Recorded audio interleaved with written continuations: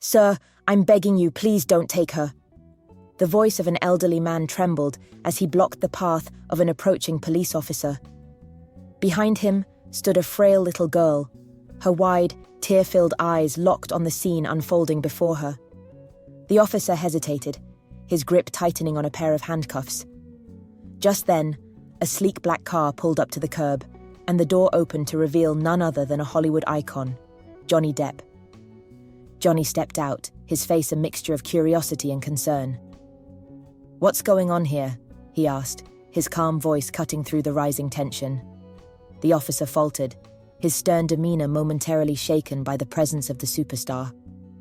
"Before we dive deeper into this incredible story, tell us where you're watching from today in the comments. And if you enjoy stories about hope, resilience, and unexpected heroes, hit the like button and subscribe to our channel for more." Earlier that day, Johnny Depp was leaving a downtown cafe, his mind preoccupied with an upcoming film premiere. The bustling city streets were alive with the clatter of footsteps, car horns, and the chatter of commuters. As Johnny approached his car, a small figure darted out from the shadows. It was a young girl, no older than 9, her head wrapped in a scarf that barely concealed her baldness. "Mister, please," she stammered, her voice barely above a whisper. "I need help." Caught off guard, Johnny crouched down to meet her gaze. "What's wrong?" he asked gently. Before she could answer, a booming voice interrupted them. "There she is. She's been loitering here for days." A store owner stormed toward them, his face red with anger. "She's a thief, always hanging around, scaring off customers."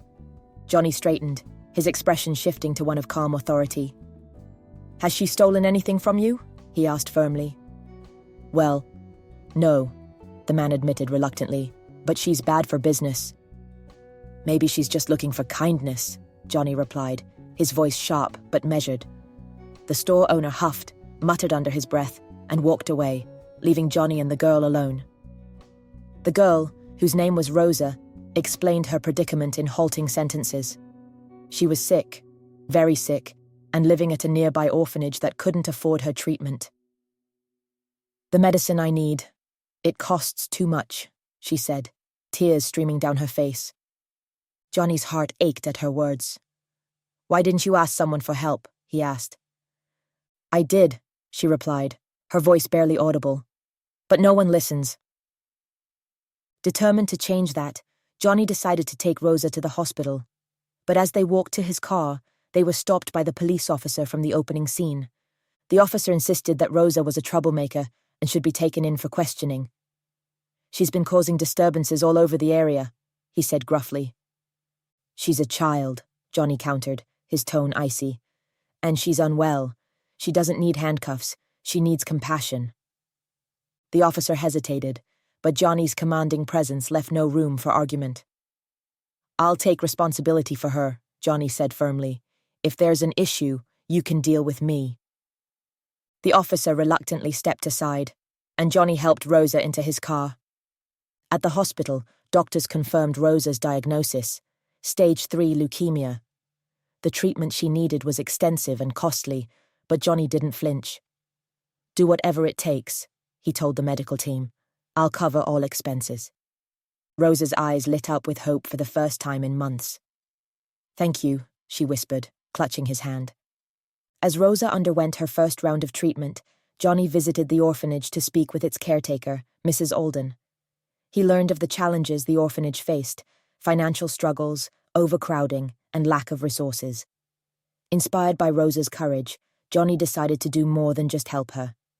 Johnny announced a fund to support the orphanage, covering not only Rosa's treatment, but also improvements to the facility and scholarships for other children in need.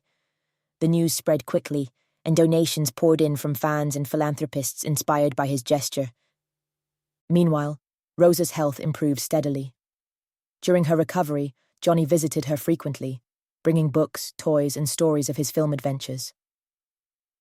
"You're my hero, Captain Grey," Rosa said one day, wearing a pirate hat he had brought her. Johnny chuckled, his heart full.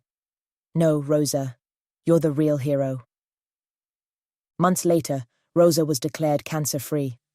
At a celebration held at the renovated orphanage, she stood beside Johnny, smiling brightly. This place, Rosa said, gesturing to the cheerful new rooms and playground, isn't just an orphanage anymore. It's a home. The audience applauded, many moved to tears by her words. Johnny, standing nearby, felt a deep sense of fulfillment. What would you have done in Johnny's shoes? Do you think small acts of kindness can spark big changes? Let us know your thoughts in the comments below. And if you haven't already, don't forget to like this video and subscribe for more stories that remind us of the power of compassion.